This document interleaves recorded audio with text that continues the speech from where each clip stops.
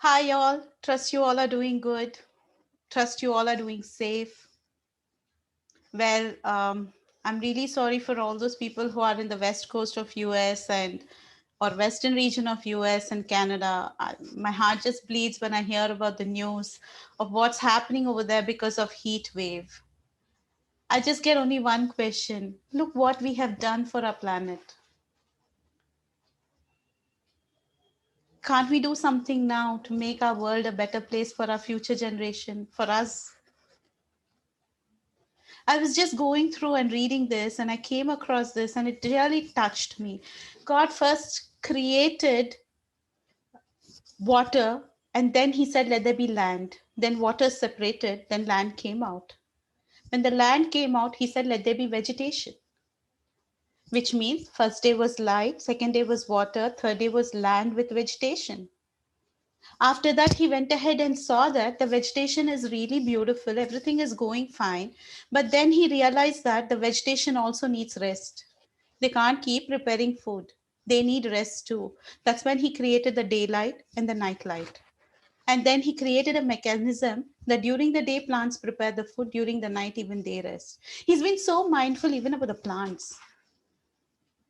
After that, he created animals, which means before creating us, he's gone ahead and created all the provisions we need. He's created all the plants, the vegetation that we need for our life, all the fruits, all the plants, all the herbs, shrubs, everything that we need. Not only that, there are people who would really love meat. He knew that, so accordingly, he created meat. He created animals in air, he created animals on land, he created animals in water under the land.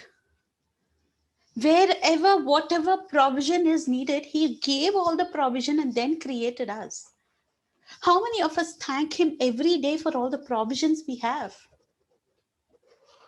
No doubt globalization has made things easy, so people who are in a desert region can get vegetables and fruits from the place where it is grown in abundance.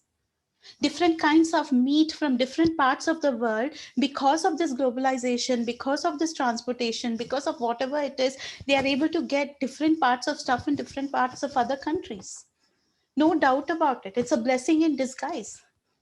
And this wisdom for all that he is given, I thank God for its centillion tons. But my only question is, what have we done to this nature? He created food cycles which we learned from our high school. We have gone ahead and hampered the food cycles. We've gone ahead and trampled the pyramids, food pyramids. We've gone ahead and trampled the pyramids of life cycles. All of us, he created so meticulously that this being is there for this particular reason, this creature is there for this particular reason, this is there for this particular reason. But we are going ahead and spoiling anything and everything.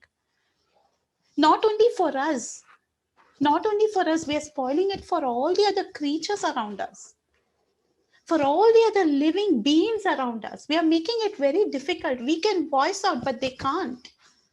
How they must be struggling, right? How they must be struggling.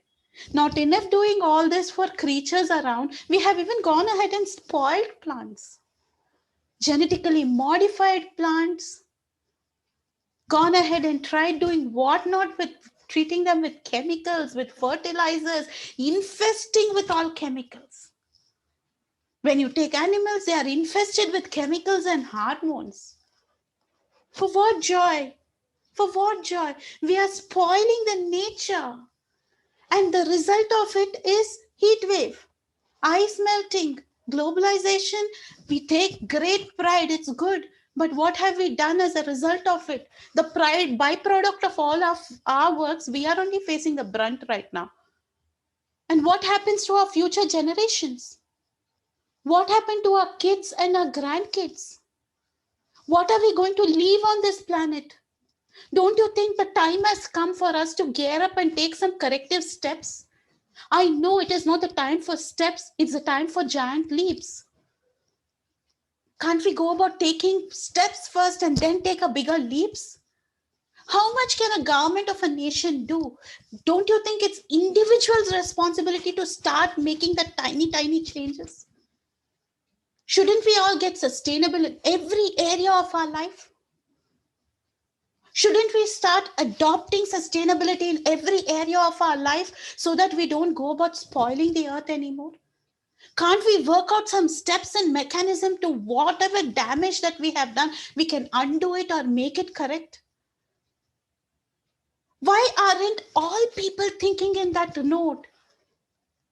Don't you think economy is dependent on that? All of us need to make money. All of us need to do our business. All of us need to do our work.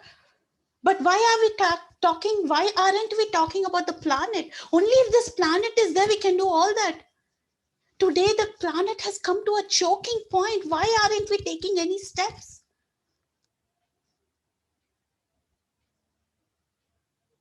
I think we have to start individually, each person doing our bit for this nature, our bit for this planet. So collectively, we can do bigger things for the planet. This is my per se. You tell me about it. To begin with, first thanking God for what He has done, then going about seeing where the damage has been done, looking at the loopholes, how the damage could be controlled, how the damage could be stopped, how the damage could be corrected. I think all of us have that wisdom to do that. And I'm doing it passionately. I'm driving it passionately because I can't do it alone. I need everybody's support to do this, and I'm seeking that support from everyone. We are all educated enough. We can do small things in a beautiful way to bring that bigger change.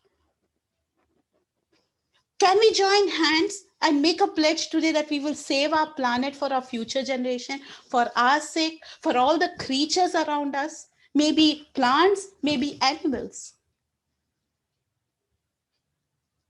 How many of you want to participate in this? How many of you want to go about contributing something to it? Write your thoughts and comments to me. Write to me, email me, call me, message me. Whatever you feel like, write it. Do it. We together will make this difference and save our planet. Thank you, one and all.